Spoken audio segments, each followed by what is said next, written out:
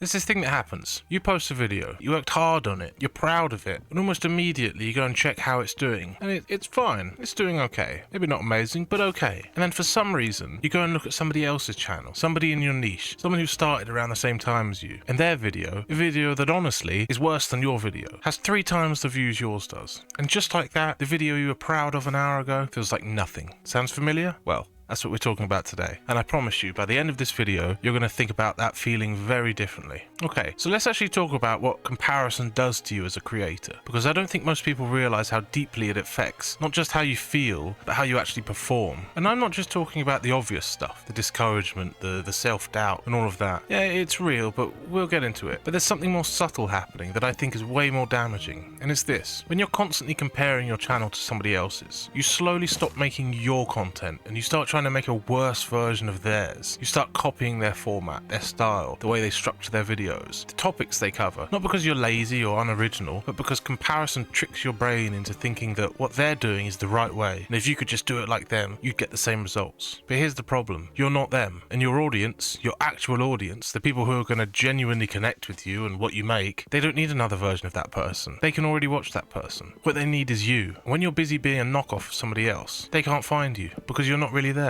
I want to introduce to you a concept. I'm going to call it the highlight reel illusion. And it's really important you understand this. When you look at another creator's channel, you're not seeing the full picture. You're seeing the edited, polished, public-facing version of their journey. You're seeing the videos that worked, not the 15 that flopped before them. You're seeing their current subscriber count, not the 18 months they spent talking to nobody. You're seeing the energy they put into the videos they post, not the 3 ideas they scrapped beforehand, the reshoots they did at midnight, the times they almost quit. You're comparing your entire behind-the-scenes experience, the doubt, the struggle, the messy middle, to somebody else's highlight reel. And that's never going to be a fair fight, ever. Not for anyone. Every creator you admire, every channel you look at and think, I wish mine looked like that, they have a version of this same mess behind the curtain. They just don't show it. And honestly, neither do you. Here's something that I think is actually worth sitting with. You have no idea what somebody else's numbers actually mean. Like, say somebody's got 100,000 subscribers. Sounds impressive, right? But do you know when they started? Do you know how many videos they've posted? Do you know if any of those subscribers are bots or left over from a different era of content? Do you know if their videos are actually getting watched? Or if the subscriber count is just a vanity metric that doesn't actually translate to real engagement? Views mean different things in different niches. A channel about knitting with 50,000 subscribers is probably doing pretty well. A gaming channel with 50,000 subscribers might be struggling. A 10-minute video with 100,000 views in a cooking niche is different from a 10-minute video with 100,000 views in a finance niche. Context matters enormously, and you never have the full context when you're looking at somebody else's channel from the outside. So you're not just comparing yourself to something unfairly, you're comparing yourself to something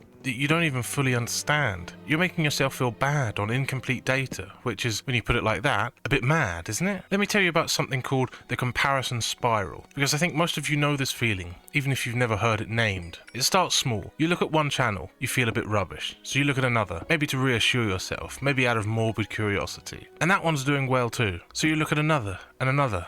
And suddenly you've spent an hour down this rabbit hole and you feel genuinely terrible about your channel, about your progress, about whether any of this is even worth doing. And the really insidious thing about the comparison spiral is that it feels like research. It feels like you're doing something productive. You're studying the competition, you're learning from others, you're figuring out the landscape. And sure, a small amount of that can be healthy. We'll get to that. But mostly, you're making yourself miserable and calling it work. The comparison spiral is a procrastination tool dressed up as self-improvement. It keeps you looking at other people's content instead of making your own. And every hour you spend doing it is an hour you didn't spend getting better. Okay, so I've been a bit heavy on the problem side of things. Let me actually give you something useful. Because I'm not going to tell you to just never look at other channels again. That's unrealistic. And honestly, watching other creators is a legitimate way to learn and get inspired. The goal isn't to put your head in the sand. The goal is to change why you're looking and what you do with what you see. Here's how I think about it. There's a difference between competitive comparison and curious observation. Competitive comparison is when you look at somebody else's channel and measure yourself against it. Their numbers versus your numbers. Their growth versus your growth. And you come away feeling either superior or inferior. Usually inferior, let's be honest. That's the version that's hurting you. Curious observation is different. That's when you look at somebody else's channel to genuinely learn something. You watch their video and ask, why does this work? What's the structure they're using? How did they hook me in the first 20 seconds? What's it about their delivery that feels so natural? You're taking notes, not keeping score. One of those makes you a better creator. The other one makes you feel like you're a worse one. So next time you find yourself on somebody else's channel, check in with yourself. Are Are you learning or are you comparing? And if it's comparing, close the tab. Genuinely, just close it. Go make something else. Here's the thing I want to address, because there's a version of this conversation that goes, okay, but competition is real, the landscape is crowded, and knowing what others are doing matters. And yeah, sure. But here's the thing about YouTube. Unlike most industries, it's not zero sum. Somebody else's success doesn't take anything from you. There isn't a fixed amount of viewership that gets distributed between creators, and whoever has the most wins. If anything, a popular channel in your niche is proof that there's an audience for what you're doing. They've already done the favor of demonstrating demand. The person who builds the biggest audience on YouTube isn't the one who's outcompeted everyone else. It's the one who's become the most clearly, distinctly, unmistakably themselves. There's no competition for being you. There's literally nobody else who can do that. That's the one space where you are, by definition, the best in the world.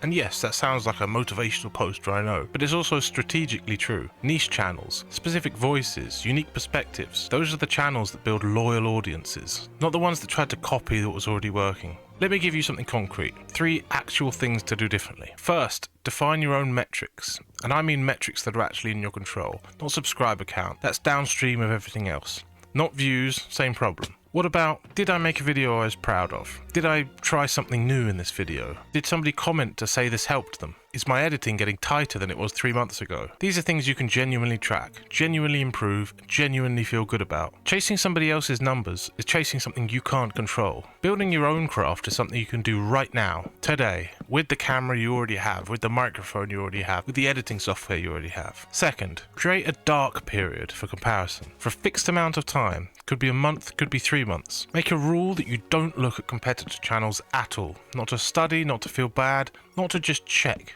You make your own videos in a vacuum. You post them, you engage with your own community, and you just don't look. It feels weird at first, but here's what happens. You start making content that's more authentically yours because you're not being pulled by what everyone else is doing. Most creators who try this say it's one of the most freeing feelings they've done. Third, go back and watch your own early videos. Seriously, do this. Find your oldest video and watch it. It's probably going to be a little uncomfortable. Most people hate watching themselves, especially early stuff. But here's why it matters. That video shows you where you started. And if you compare that to what you're making now, even if you still think your current stuff isn't good enough, you'll see growth. Real, actual, undeniable growth. You're better than you were. And that's the only comparison that actually means anything. I think the reason comparison is so hard to shake, and I say this honestly, is because deep down, most of us don't fully believe that the thing we have to say is enough, that our perspective is interesting, that the specific version of us that shows up in our videos is somebody people will actually care about. And so we look at other people and think they've got something I don't have, some edge, some quality, something that explains why they're doing better. And if I could just figure out what that thing is and replicate it, I'd catch up. But the thing is, it's usually just that they've been doing it for longer, or they found their voice already, and you're still finding yours, or that they had a lucky break and it had nothing to do with skill at all. Your voice is worth finding. The specific way you see things, that's not replaceable. There are people out there who will connect with exactly the way you explain something, or the way you get excited about your niche, or the way you talk to camera like you're talking to a friend. They just haven't found you yet, and they definitely can't find you while you're busy being somebody else. Alright,